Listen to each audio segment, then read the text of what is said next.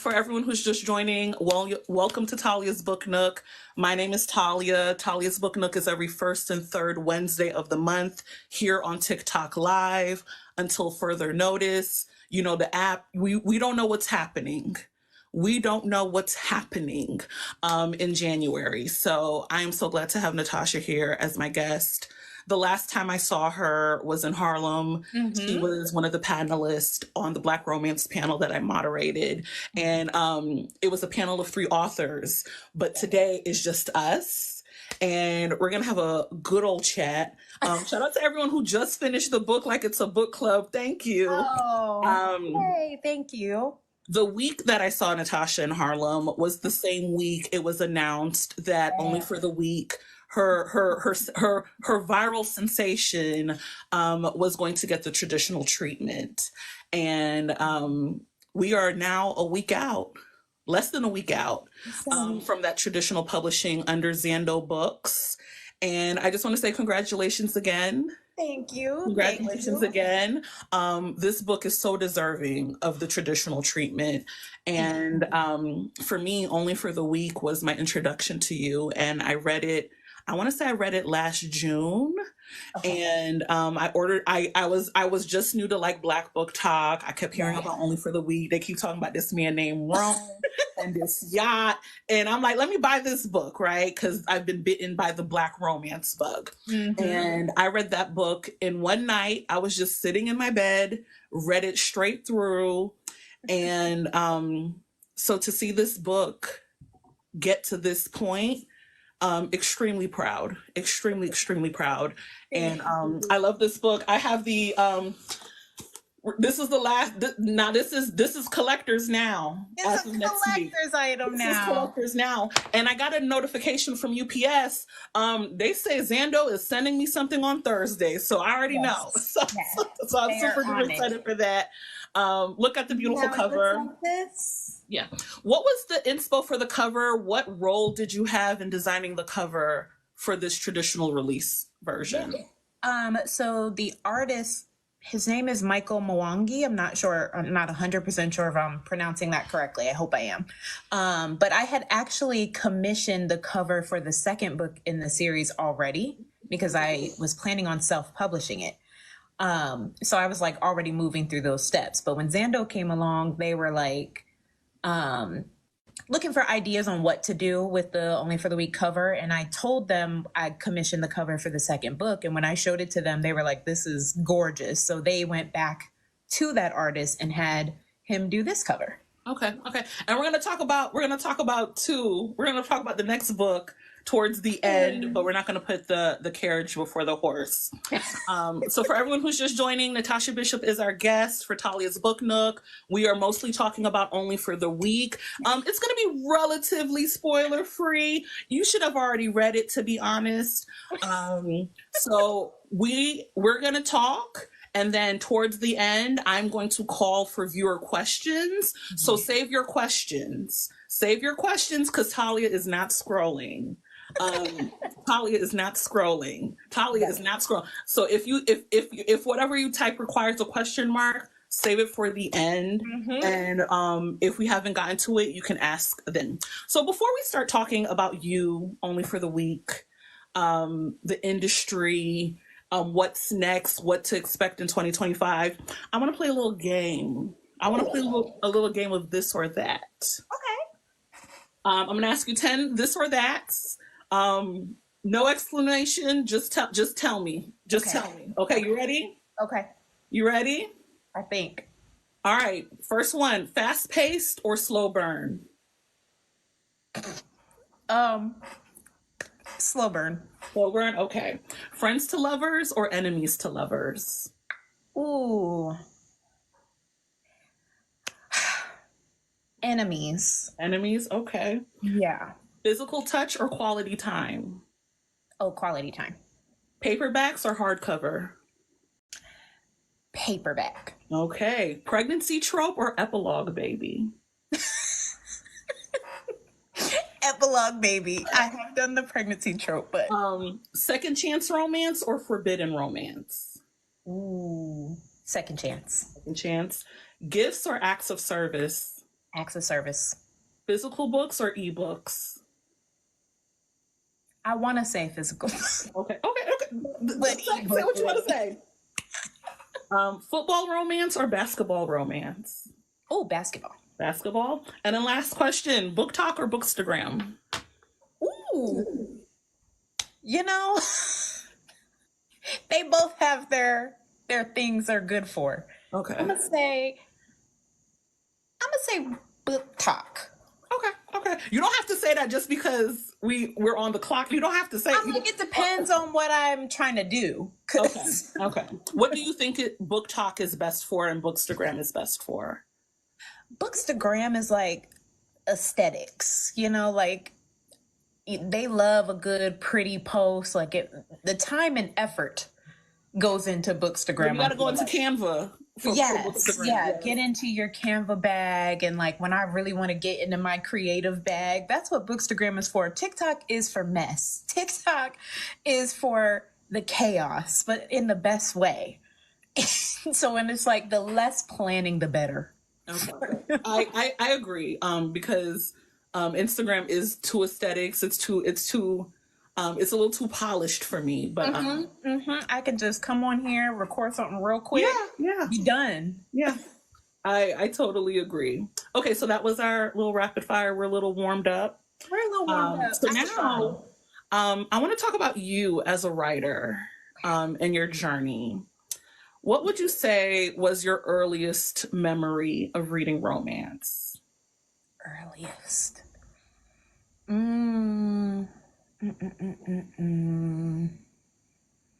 I used to sneak like Zane books, Eric Jerome Dickey books from my mom and my aunt.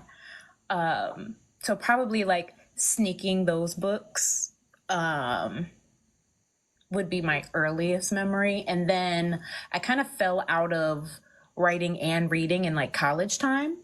And so it wasn't until like my senior year of college that I really got back into reading romance. So for a while it was nothing. But yeah, that would probably be my earliest memory, the sneaking those books. No, sneaking is the operative word here, because why am I reading Coldest Winter Ever at 13, 14?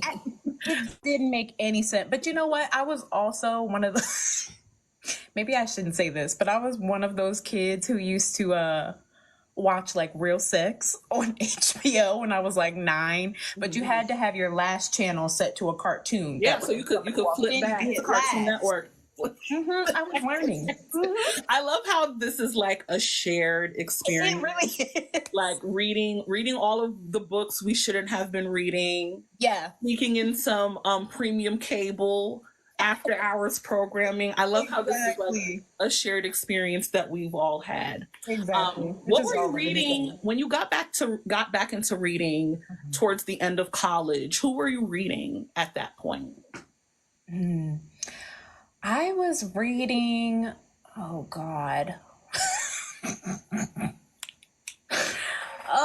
I did read some Brenda Jackson. Okay. I got into Beverly Jenkins late, which is surprising for me. But I got into reading Brenda Jackson, some Donna Hill. I went back to Eric Jerome Dickey. I was reading like Their Eyes Were Watching God, things like that. And I was really into like women's fiction too, more so than even romance. Okay. So the romance, but also like the serious, the academic, the literature, the classics. I appreciated it after all the things we were forced to read, like in school. I appreciated it after that. Yeah, and even I think a lot of that fiction, I think it's the same for me. It's like you had to read all of this in school. Yes. And you kind of lose yourself into, at least lose yourself in the reading. And then as an older adult, you kind of appreciate it. You go back to the classics, all of that. And like Joy Luck Club was another one of my favorite ones, but I didn't appreciate it until after school. Yeah, when you're not forced to. Exactly.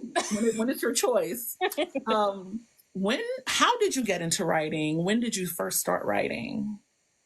I've always written since I was a kid. I used to write poems. I used to write songs. I have a poem that I found I wrote it when I was 14, says the time on the thing.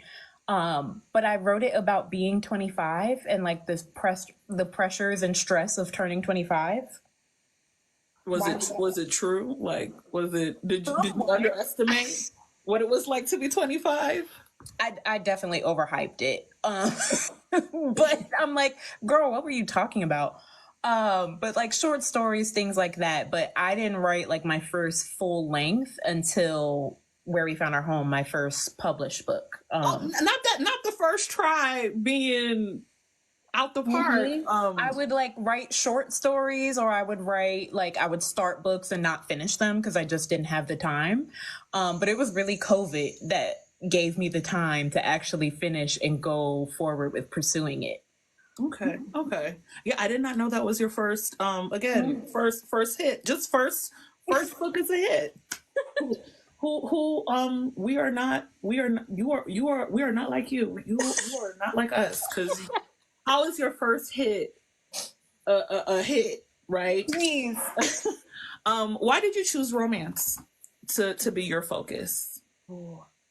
I think I just wanted more of it because I wasn't as immersed in the Black romance community when I started writing, but I wanted to see more of it and see more of it appreciated, because I think a lot of people outside of the community look down upon Black romance books or kind of treat it like it can only be one thing. And so I really wanted to just be a part of that community and show people like we are those girls, like we can do this. So for me, it was always going to be romance. I mean, I do want to write a thriller, but that's my other favorite genre. But for me, it was always going to be romance because I just really love this community of people and just how beautiful our stories are. Okay. Where do you draw your inspiration from? Where do the ideas come from? Random. They are really random. I would say the characters come to me first, which some people look at you wild for that. They're like, people talk to you in your head? Well, yes. So the characters come to me, and from there, I just kind of get to know them and their stories. But I could be inspired by literally a TikTok that I saw. I could be inspired by the people in my life that I know, and kind of wanting to shout out to them and share their stories, or even inspired by like other media that I've consumed, books, TV, movies. I'm like, okay, I love how they did this. How would I do that? Okay. So segueing into Only for the Week, what was the inspiration for Janelle in Rome? Like who did you talk to? What TV show? What rapper on the street? What was the since it's characters that come to you first, what was the inspo for those two characters?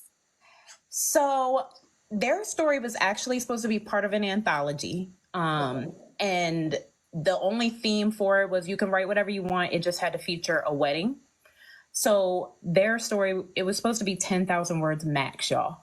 And so it was going to be much shorter, just pure smut. But when the anthology fell through, I really liked these characters, and I just started getting to know them deeper and like building their story. I would say Janelle has a lot of me in her, which I think for every author, there's a part of you that exists in all of your characters. But for Janelle, she really touched home with me because of her people pleasing. Tendencies. I am somebody who I like to say I'm a recovering people pleaser. I still struggle with it, even though I've gotten better. And so it was just therapeutic for me to be able to show her gradually being able to set her boundaries. Okay. And then for Rome. Yeah, I want to, because everybody wants to know about him and where he come from and where does he exist if he exists. I usually build the men in my story around the women in my story. So, I take a character like Janelle and I say, what is it that she needs in a partner? And so Rome was just all of those things for her. And everybody thinks that he's perfect. He's not, because he's a man and fictional. No. You ate that one little thing. You did. But it really was just he needed to be himself. He has his own things, but he needed to be what she needed. So he was based around her. Okay. Why do you think this story has resonated so well with so many people? I think especially in the Black community, there's this toxicity sometimes within the family dynamic, over setting boundaries or thinking that you owe a certain respect or a certain treatment of family members simply because they have that title of being family and being blood. And it takes a lot for Black people, especially Black women, to break out of that, and kind of learn that they can say no and that's okay, and that they don't have to have relationships with people who are family members if it's not serving them. And so I think a lot of people saw themselves in Janelle's journey of setting boundaries and learning to distance yourself from family. I've had a lot of people DM me to say like, oh, I don't talk to my mom, or I don't talk to this person in my family, and this book really helped me deal with that and kind of come to terms with, oh, that was okay. Janelle's mom acts like mine. Yeah, things like that. So messages like that, like really hit me hard. At what point after you put the book out into the world, kind of the first time, as an indie work, what was that moment that made you realize, oh my God, I have a hit on my hands. This is the book that's going to change things. Like, what was that moment? Yeah. I think it was pretty early on, because even with my first 3 books, like I sent out ARCs and everything.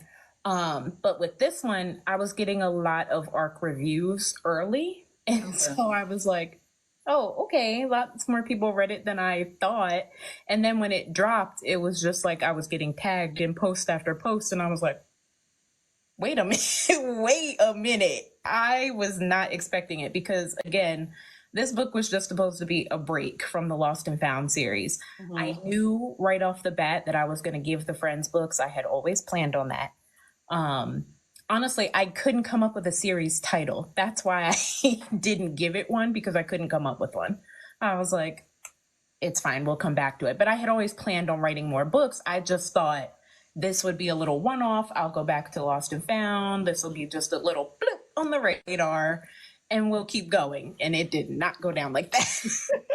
No, but it didn't go down like that in the best way. And I think my next question. So I've met you 3 times. Yes. And I feel like with the exception of the last time in Harlem, you already knew that this traditional re-release, like you in New Orleans, you at Essence Fest, you're not saying nothing to nobody. I met you in March when Kennedy Ryan came for This Could Be Us. How did we get from indie sensation, viral hit, to next Tuesday traditional treatment? Is that something you wanted? Like, how did this happen? And how long was that process? I've always been open to it. I've always been open to being a hybrid author. I always said I'll never give up indie, because that just has my heart. But I've always been open to the traditional space as well. But it kind of just happened, honestly, because I met Taj McCoy, which, if you don't know her, she's incredible. She's a Black romance author, but she's also a literary agent. So I met her at an event at Barnes & Noble in February, and we got to talking, and then I signed with her as my agent. And from there, this happened, and it snowballed from there. So it kind of just worked out, because I wasn't actively querying. It just so happened that I happened to meet her and have a conversation. So I got lucky. But it's been a whirlwind. I was not expecting this at all, but I couldn't be happier about it. No, this is incredible. And I think, like I said earlier, this book is so deserving of this traditional release, and next Tuesday is going to be great. And we get that new cover, we get that bonus chapter and that new re-release. It's a few chapters. A few bonus chapters. Okay, how many bonus chapters? About how many pages, words is that bonus? It's about, I couldn't tell you page number. I don't know off the top of my head, but it's like 5 or 6 extra chapters. Okay, and this is it into the future, past where the book ends, or is it like kind of in the like in between that story? It's a little bit of both. So some of the bonus chapters are in between that epilogue and that bonus epilogue that I originally had when I self-published it on my website. I had a bonus chapter. So some of the ones that are in this book are in between that space, and then some of them come after that. So a little bit further into the future. Okay. And for people who don't know, with this traditional re-release, this book is going to essentially be everywhere and have like a further reach than when you are when you're indie publishing. Am I correct? Yeah. Okay, so your libraries, Yep. our big box bookstores, the big box stores. Yep. Okay. Exactly. Okay, so I know Barnes and Noble will have it. I think Target might have it in the new year. There's some local booksellers like Resist in Virginia. I know they have some. Loyalty in DC. They'll have some. So yeah, it'll be at a lot of places. Okay. Well, shout out to Taj McCoy. Yes. And if you haven't read Taj McCoy, read Taj McCoy. And I do think I knew that she was a literary agent. Mm-hmm. So the fact that she was able to just bring you to that's amazing. Someone did ask about audio in the thing. I'm an audio girly. Is the audio going to be updated? As far as I know, it's not. Okay. So the audio is its own separate thing with Tantor. So they're gonna do their own thing and keep it as is. So that won't be updated. It's okay. I will put on my binoculars and read the small. You know, I have an eye condition, but I will have that physical copy and I will read that bonus content. Yes. The audio is good. Why do you think everybody loves Rome Martin? Why is he everyone's book boyfriend? Why are we fighting over this man? I think that is so funny. It wasn't until, shout out to Tori, it wasn't until she read it. She always is reading my stuff and like breaking them down. But it wasn't until she pointed it out that it kind of clicked for me that he does hit all of the love languages. Like he does the gifts, he does the acts of service, quality time. Like he hits all those things. So I think it kind of tickles the brain for everybody's different tastes. I'm gonna chalk it up to that. He hits all the love languages. He's very thoughtful. Yeah, and shout out to Tori. I see Tori in the chat, Black romance connoisseur. And he can throw hands, yes. Yeah, and he can throw, yes. It's kind of, he is, when I think of all the Black romance I've read, all the romance I've read, I do agree. Rome, the way that you put it in terms of like all the love languages, he does kind of hit everything. You know, he's kind of nerdy. He do the video games, but yes, he throws hands, and yes. He lays down pipe, and he be renting yacht. Like he is very much this ideal, right? And you say that he's not perfect by virtue of being a man, and I get what you're saying. But Rome Martin does seem to be the perfect. Okay. MVP. Well, yes. Casey would like me to tell everyone that I'm her mother-in-law. I keep telling her she's trying to get me in trouble. Shout out to Casey, Kelly. Casey or Kelly in the chat. But yeah, he does seem close to perfect. And I think for me, you know, Only for the Weak was one of those books. It was one of the first, like when I really got into like my Black romance bag, it was one of the first books I read. And I'm like, well, if they're hitting like this in the book, right? I cannot wait to read more Black romance books. And then it's also kind of like, this book actually does not exist in real life.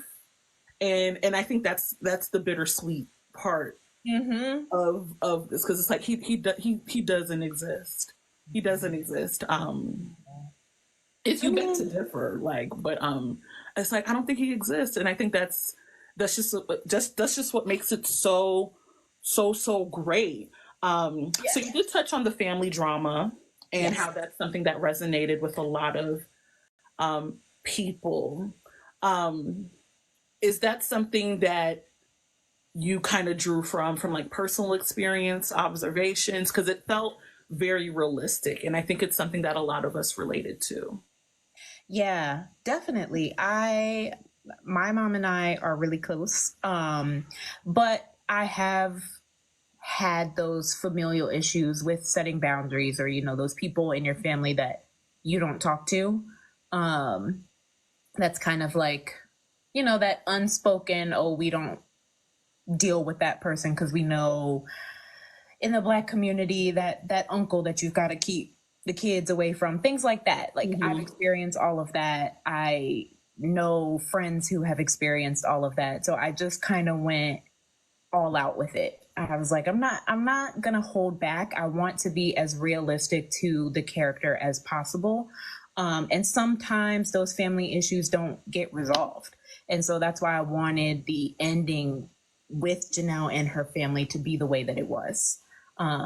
Because I wanted it to be rooted in realism, because we can't just expect her to be like, oh, okay, I'm cutting them off and that's it. She's still conflicted about that, because it's still her family at the end of the day, but she is learning to set those boundaries and doing what's best for her and put herself first, but she's still struggling with that decision and not exactly sure how to move forward. So I wanted it to just be as rooted in realism for that part as possible.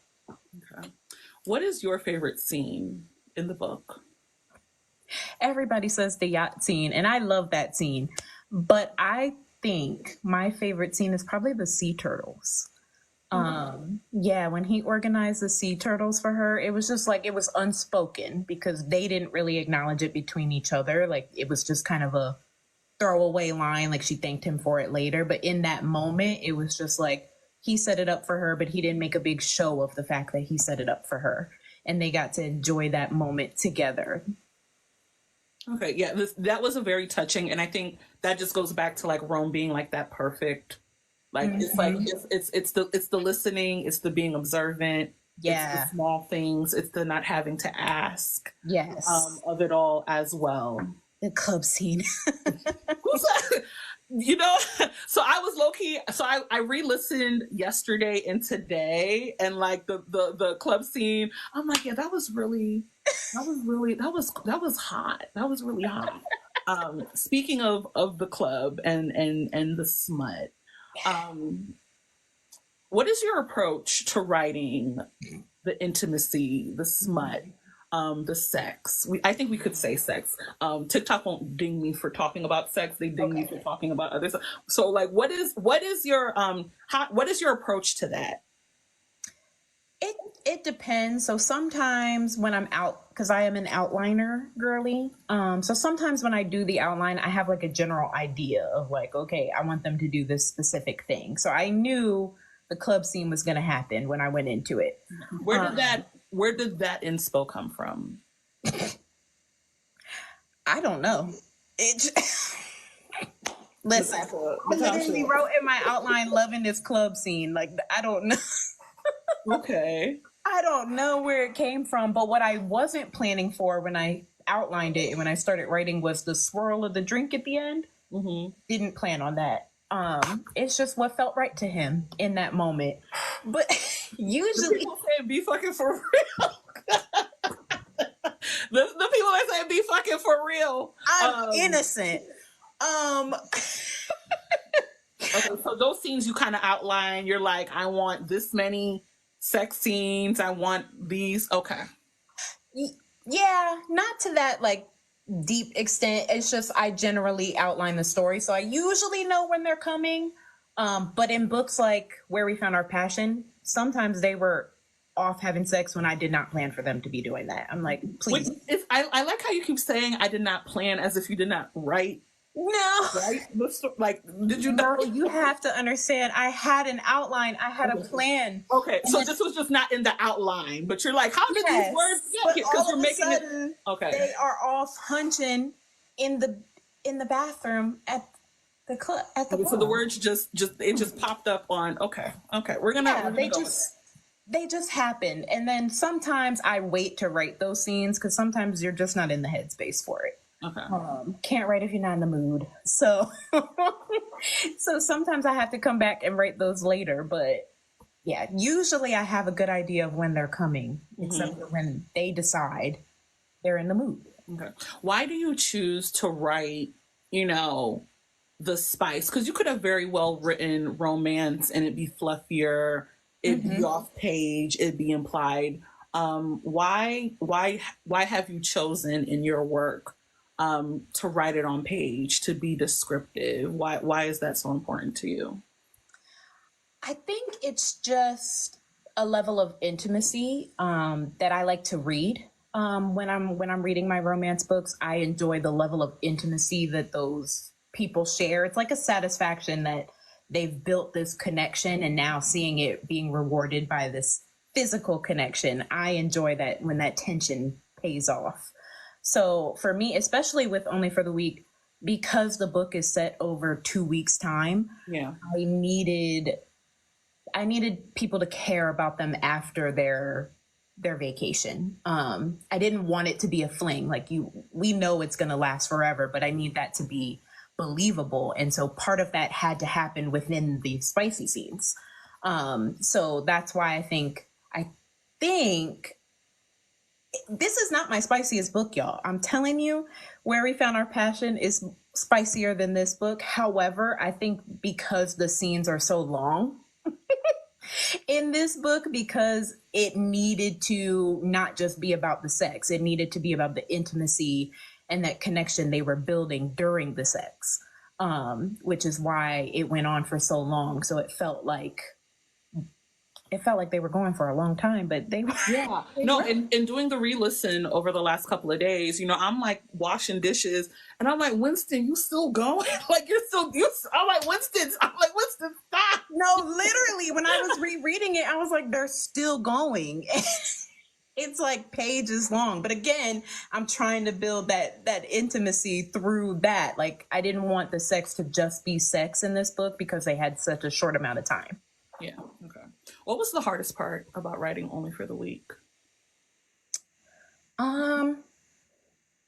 Just getting it done, actually, because I really struggled with self-doubt some way through it, halfway through it. If Janelle's still here, JL, she can tell you, because we would talk all the time on Zoom and I'd be like, I don't know if this is even good. I think it's boring. I'm not sure. And then I would read it and go, no, actually, I like it. So it was just getting it done and like pushing through my mental blocks.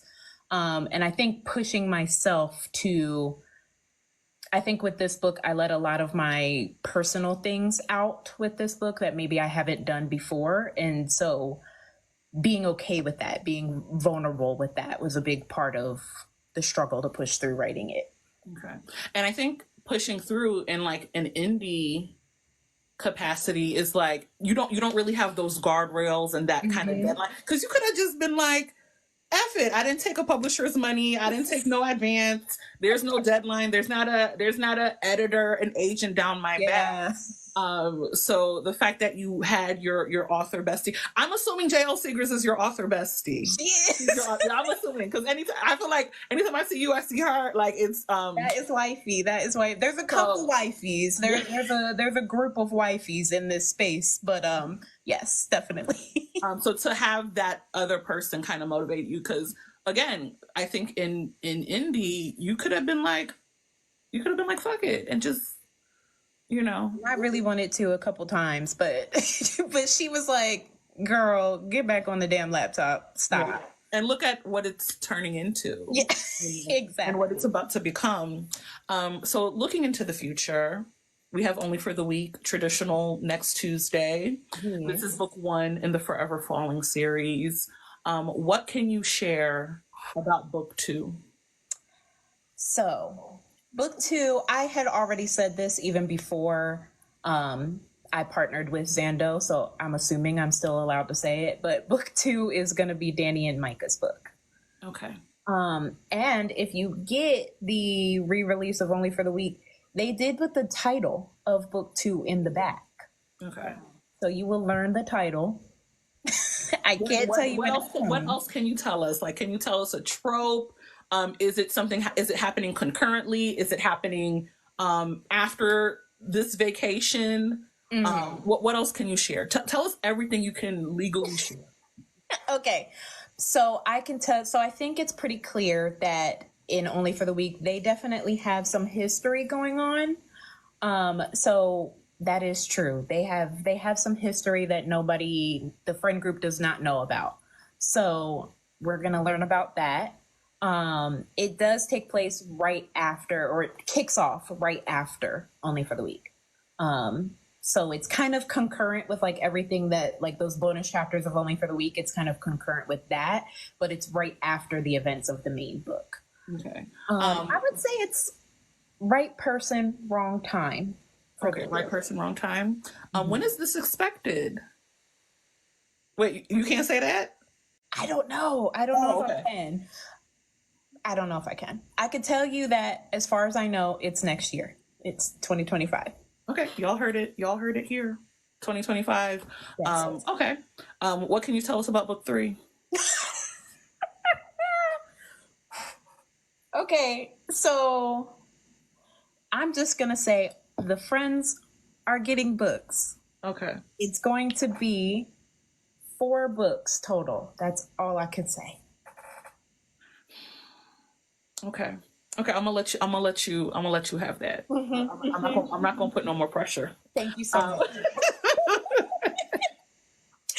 I was like, I answer to other people now.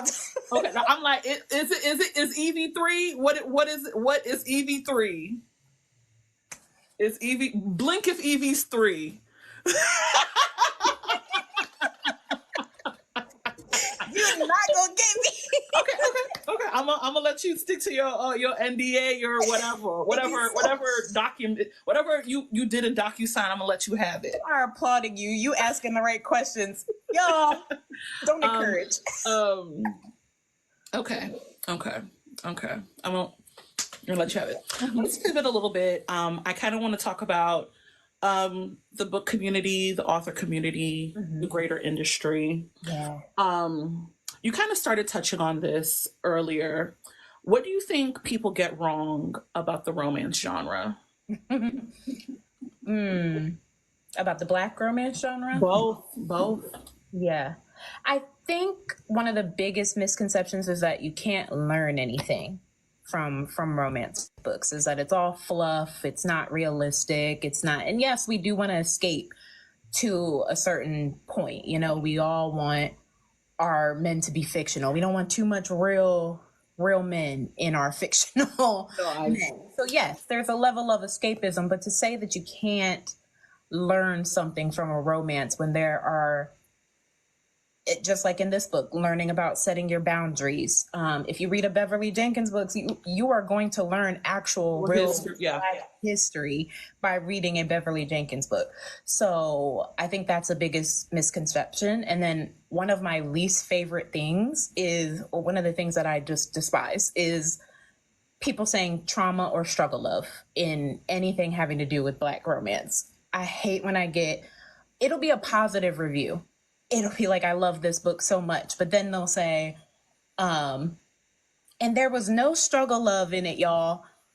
That's not the compliment you think it is. We are all we all have come from struggle. We all learn from struggle and get through to the other side. And that's part of what these romance books show us, is that we can make it through that struggle. And so I hate when people say like, oh, there was no struggle love, there was no trauma, yay, 5 stars for that. Like, yeah, no, I think that's a frustration I have. And like every 3 months, every quarter, that discourse just finds its way back into online spaces. And I think you kind of hit it. It's like, I personally think there's a conflation between like things that anyone goes through versus struggle, right? Right. Exactly. And I think there's a conflation and there's a false equivalency. It's like, no, if this person is dealing with like family issues or, you know, trauma, like legit trauma, or, you know, they're going through like a health crisis or whatever, that why is that synonymous to struggle with you? Exactly. And to further, why is that synonymous with like stereotypical struggle people think is in Black romance? So for me, I don't like the conflating. Yep. It's like books should have conflict, should have tension. These characters don't need to be all the way perfect, right? And have perfect background. So I really appreciate I agree with everything you're saying. That is definitely something that kind of grinds my gears. And again, it's just a conversation that always comes up. It's always coming up, and it's like, we need to leave this conversation. It's a tired conversation. Now that you're a hybrid author, what would you say are the pros and cons of going traditional and being independent? Yeah. Probably the adjustment of doing things in a different way. I have deadlines that are like legit deadlines. Yeah, not the play you were doing when only for the week. Like, oh, I'm gonna put this out on this date, and then that date comes, and I'm like, that's crazy. Yeah. I can't do that here, and so having to adjust with that, and also like learning a new process, because for me, the way that I typically write is I write and I edit as I go until it's done. Whereas here, there's like different stages. Like I write this draft and turn it in and get feedback and things like that. So it's adjusting my process and how I usually do things, and things being on other people's timeline that I'm like, oh, right. And you wanted that when? Oh, okay. Okay. Why did you decide to go the indie route first, as opposed to like shopping or querying your book?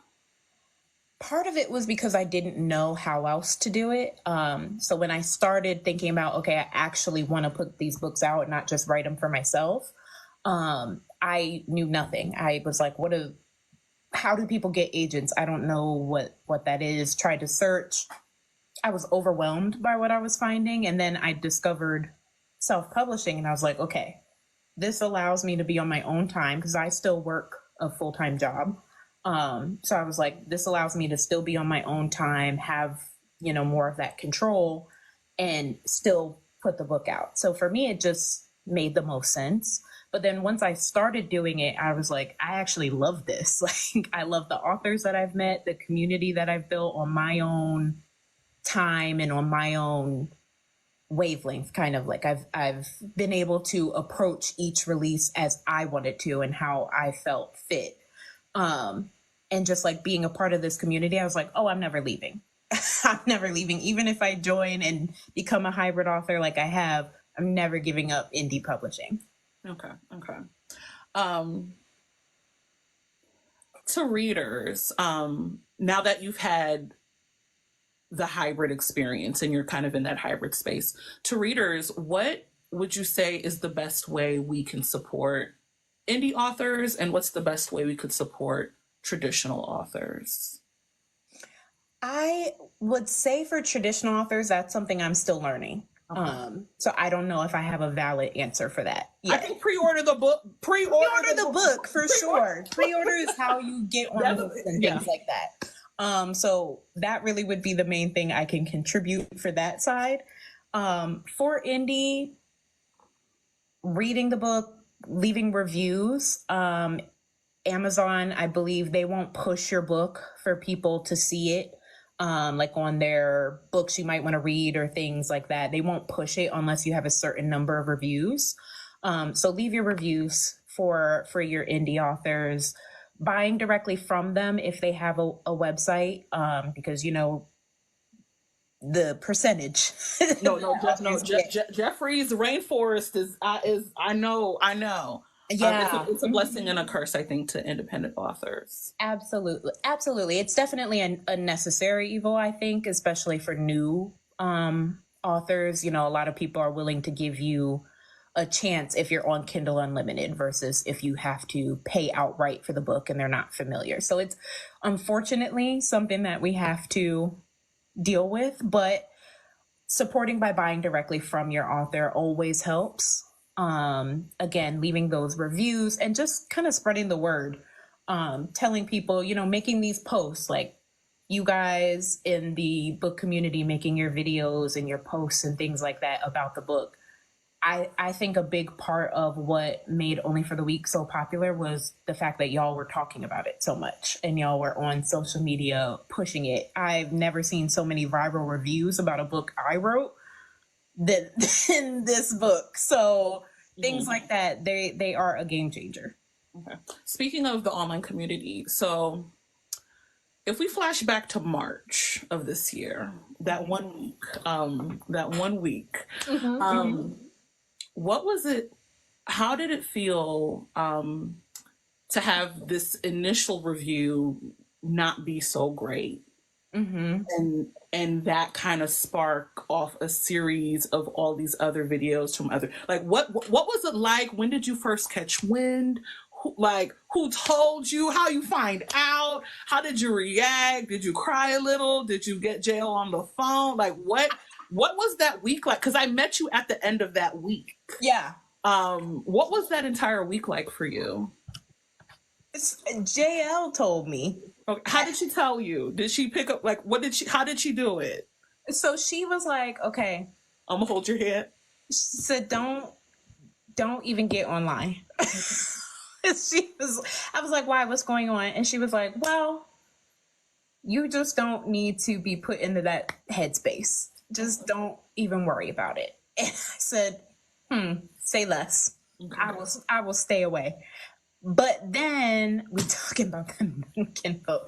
But then I started getting tagged in posts from y'all, like saying like not too much. And I was like, I wasn't gonna say nothing.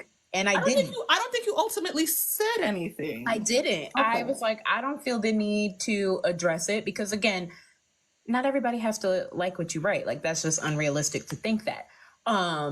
But like the support that came out for me at that time, I was like, I don't need to say anything else because the people who are rocking with me, and that is fine. And it snowballed from there. Like, people were like, let's sell out Natasha Bishop. And they did. They sold out my online store of all of my books. And so I was like, and that's the response in itself. Okay. So I didn't need to address it, actually. And I never to this day saw the full video. All I saw were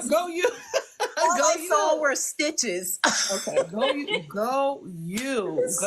I'm like, it's fine. It is fine. They say no, and you know what? It worked out for me. What would you say was the highlight of this year as an author?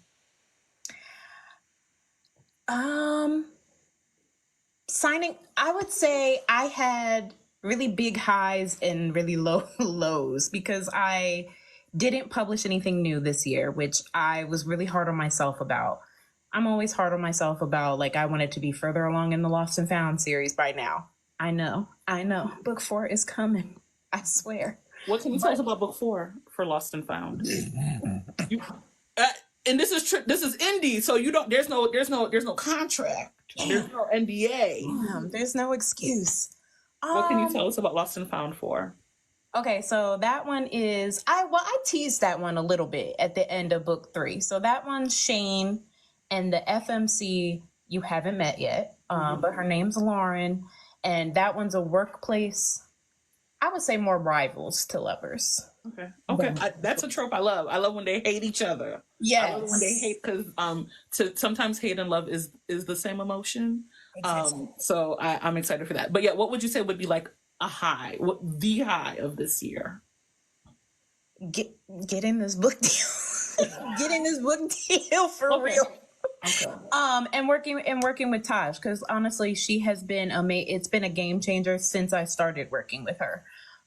So working with her snowballed into getting this book deal, which would definitely be the high. And then also all of the events I went to this year, because this was my first year of attending book events as an author. Okay. So that was cool. It was like people wanted me at their event, and I was like, oh, okay.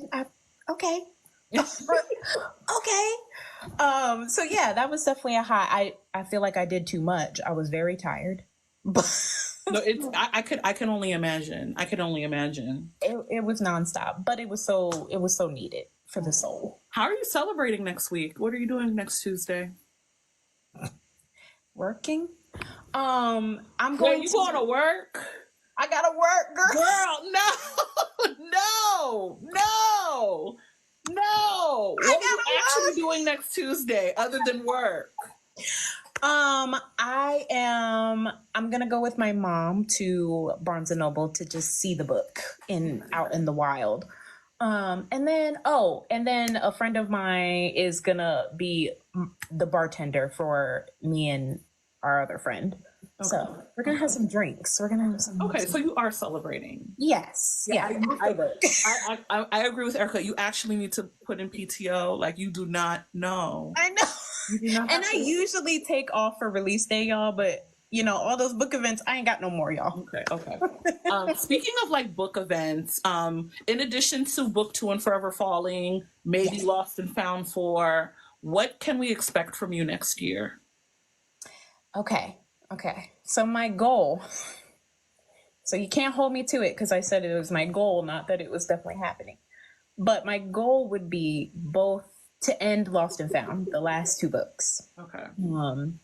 And then from there, I don't know, because now I'm in this space where it's like I have to decide what I want to go forward with self-publishing and what I want to go forward with trying to pitch to someone to pick up. Okay. So. Do you have an idea of what that next book outside of Forever Falling and Lost and Found, has the kernel been placed? What can you say about that idea? Okay, so the next series that's in my head is a romantic suspense series. So Where We Found Our Home was romantic suspense, and I love that, and I want to go back to that, and so I do have a series that's planned. Oh, look at you, Raina, mind reader. So the next series that's in my head is they would all be romantic suspense. Okay. What book events will you be at next year? Because they're already rolling in. They are. I will be at Black Romance Book Fest. Can't wait for that. Yes. I will be at Behind the Pen in New York in August. Okay. I'll be at Steamy Lit, I believe, which is next October. Okay. So those 3 for right now. And there's one more, but I don't have like all the details for that one. But that one would be in April. Okay. All right. Where can people find you to connect with you online? I am at Natasha Bishop Writes on all the things, except for Twitter. I'm never going over there. Okay. Are you on Blue Sky yet? No. Okay. Somebody asked me, they were like, are you going to join Blue Sky? And I was like, what is that? Okay, so you don't even know. I don't even know. So I'm on Instagram, TikTok, and Threads. Okay. And your website is also Natasha Bishop Writes. Yes, it is. So you can catch me on the website. My DMs are usually always open. Okay, guys, don't get crazy. Don't get crazy. Don't get crazy. Blue Sky, because Twitter is dead. I wouldn't know. I don't know nothing about Twitter. Okay, so I want to do one more quick rapid fire with you. While we do the rapid fire, put your questions in the chat. You can start putting your questions in the chat. I'm giving y'all like 2 minutes. Put your questions in the chat. I will try to ask as many. Let's do it. So while we do our rapid fire, put in your questions. Okay. And let me open up. So this is a series of 11 questions. What's your favorite book? Not that you haven't written. Like ever? Yeah. That is a crazy first question. Okay. Reclaim Me from J.L. Seegers. That's a good one. Fast by Millie Belizaire. Very, very good. Very good. I read that book while I was on vacation, and Tori got me to read it, and I caught her crying and cussed her out. But it's one of my favorites. Okay. What's the last book you read? I've been busy with writing, so it's been a while. I'm currently reading Wyatt from Asia Monique. But the last one that I finished, I think, was Immortal Dark. Okay. What's the best book you read this year? Immortal Dark. Okay. Other than J.L. Seegers, who are your other author besties in the industry? Okay, you got Asia Monique, A.E. Valdez, Mieko May, Brianne Dene. Oh God, I'll stop there. Okay. I'll stop there. What's your favorite book that you've written? Where We Found Our Passion. Okay. Who are your favorite authors? Kennedy Ryan. Okay. Is definitely one of them. Kimberly Brown. Okay. Is another one. Who else? I have so many. That's the problem. They're all swimming around in my head. One more. One more. Oh God. I'm trying to say somebody I haven't already said. I want to shout out more people. Release. Okay. Oh, At the End of It All was one of the first books I read this year, and it's definitely one of my favorites. Oh, yes. Who's an underrated author that more people need to get into? Dandridge Monroe, and she is another author bestie that I should have said, but Dandridge Monroe, the way she crafts her universe, because that girl got books. She has a plethora of books, but they all connect. Like you will see characters from her very first series in the current series, the consortium that's coming out now. She is incredible. The way she weaves together those storylines, and they won't come back up until 10 books down the line. She is amazing. Okay. Last three questions are about your books. Okay. In a TV or film adaptation, who would play Rome? Who would play Janelle? Oh my God. Okay. So there's two actors who come to mind. I don't know for sure, y'all, but Da Vinci. Okay. And also, what is his name? It's like Sir Darius. What has he been in? He recently has been on Will Trent. If you know that TV show. So that's a TV show. He's on there as like the reporter. Okay. He's tall, y'all. I learned this. He's like 6'3", 6'4". Okay, so just right. Exactly. So him, but I could also see him as Jalen. Just putting that out there. Okay. How about for Janelle? I don't physically. So I have a person who physically in my mind looks like Janelle, but she's not an actress. She's an influencer. But if you follow Bad Brown Skin on here on TikTok, she Okay. Listen, acting is all you got to take some classes, get an agent. Listen. What would be the lead single in the Only for the Week soundtrack if there was an on-screen adaptation? Ooh. I started the playlist off with Kehlani's Can I? Okay. And I feel like that's a good vibe for them, but also the Wale SZA song, I think that perfectly represents their secret relationship. Okay.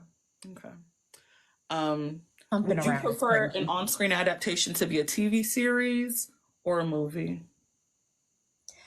I think for Only for the Week, a movie would make the most sense because it's a vacation story. But I think if you expand that to the whole universe with the friends and all their stories, that's where it would make a good show. But I think if we were strictly talking Only for the Week, that would make a good movie. Okay. Well, those are my questions. I'm scrolling back up. Oh, y'all. They went in. Where the first question is. I did see questions about a writer's retreat that you're a part of. Yes. And I first saw, like, I'm not a writer. I don't need to be at no writer's retreat. But I saw you at one this year. Yes. Can you share more about that? Is that coming back? What is your advice to aspiring writers? Yeah, so the writer's retreat was this year. JL Seegers and I hosted it. We really just wanted it to be like, you didn't have to be published. You could either be published or not, like aspiring to be published.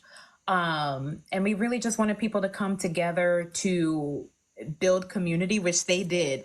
I'm telling you, JL's husband picked everybody up from the airport, and when they got to the house, they was all kikiing like they had known each other for weeks. They just met at the airport. So it was a fantastic time, but we just wanted to bring people together to kind of build community, because I always say that writing can be lonely. And so bringing people together to kind of draw inspiration from each other and kind of pushing each other the way that JL and I do, or myself with all my other author besties, we get on Zoom and we push each other to keep writing, and we push each other's stories to be better. So we wanted to bring that experience that we have personally to other people. And I would say we beyond succeeded that, because the vibes were immaculate. Mm-hmm. We are going to do it again, but we're not going to do it again until 2026. We want to give ourselves the time that we need to plan it and it be to the same level and even higher than the first one was. Okay. Linda asked, if there was any one of your books that you could get made into a movie, which one would it be? All of them, but all of them, of course. I would want all of them to be visualized. But if I had to pick one, probably Where We Found Our Home, because I like that romantic suspense element and the added, like having the stalker and even getting his POV. So I think that would be cool to see on screen. Okay. What inspired Kai's piercings? Because woo Lord, I want to quote Kez correctly. Because woo Lord. Quote. What inspired those piercings?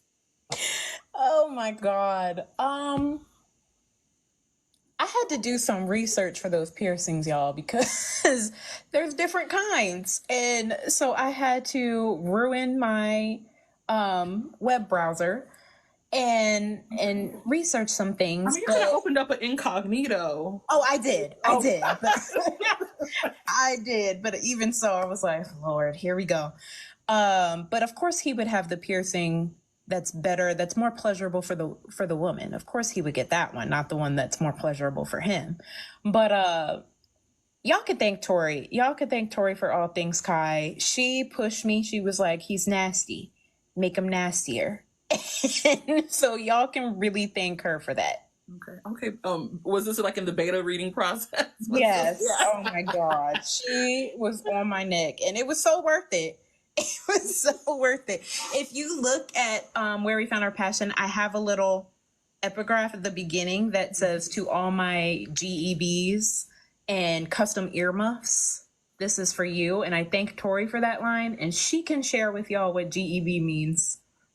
Yeah, Tori, let us know in the chat. Let us do the acronym in the chat. Mm-hmm. Someone wants to know, how long does it typically take to write a book?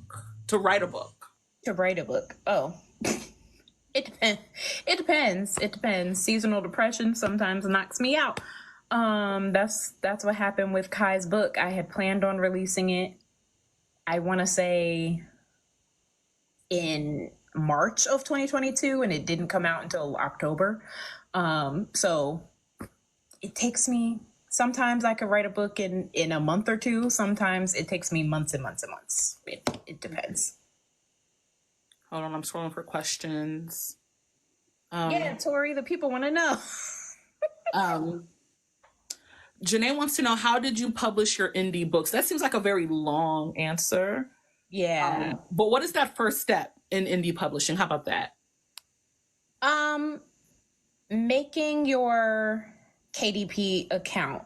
Okay. Like getting the text forms all filled out, all of that.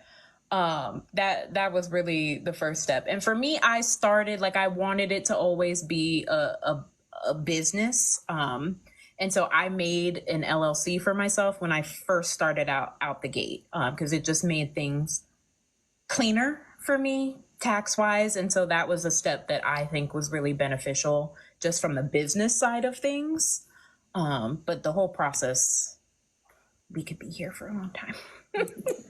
Erica wants to know, would you cross over worlds with another author? Yeah, absolutely. But there's so many authors that I admire and would love to work with. So I would definitely cross over universes.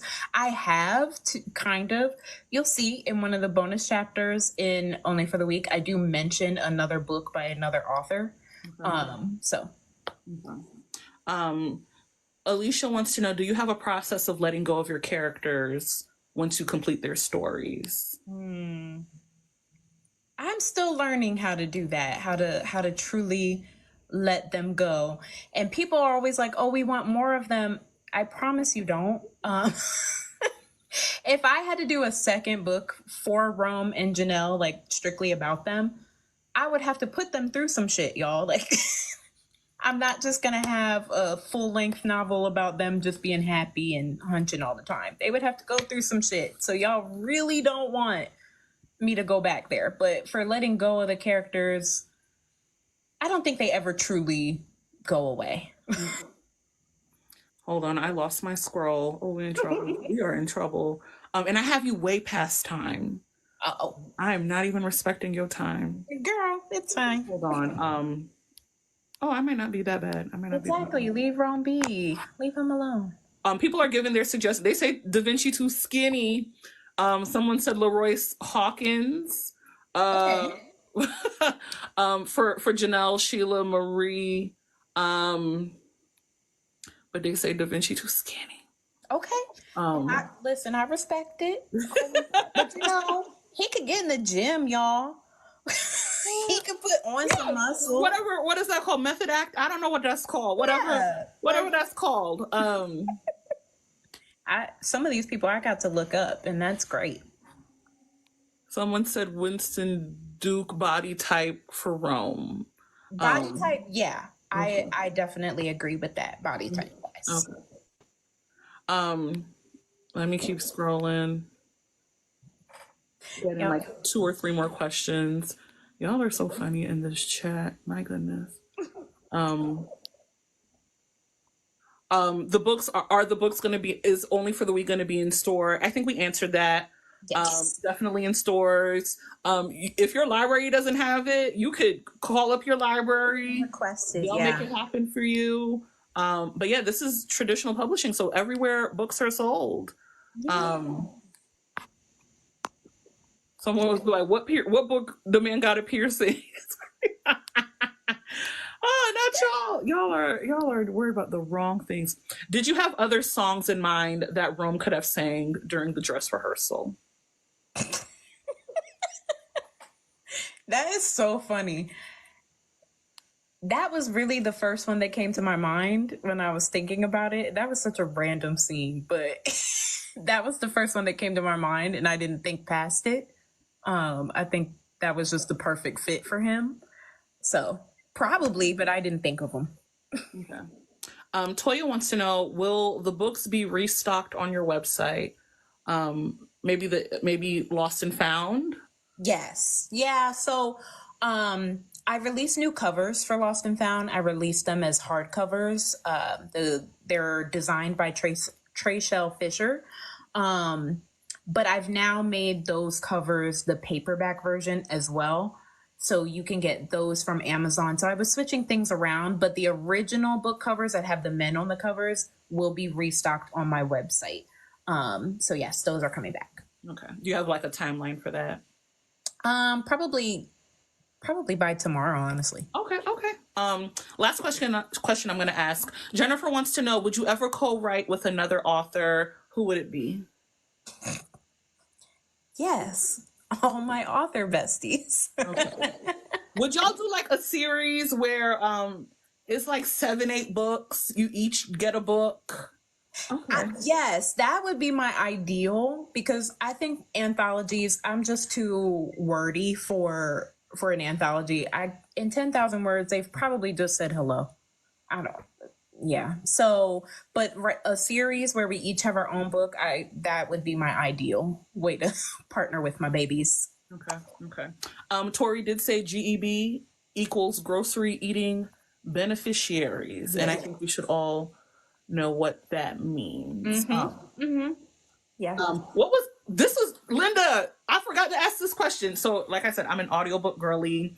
When you announced the Only for the Week audiobook earlier this year, and I got the click in, and you know, two of my favorites, I love Winston James. And Jay Shawnee Michaels is so good. What was the process for the audiobook narrators? Did you audition? Did you already have them in mind? Like, how did you go about that?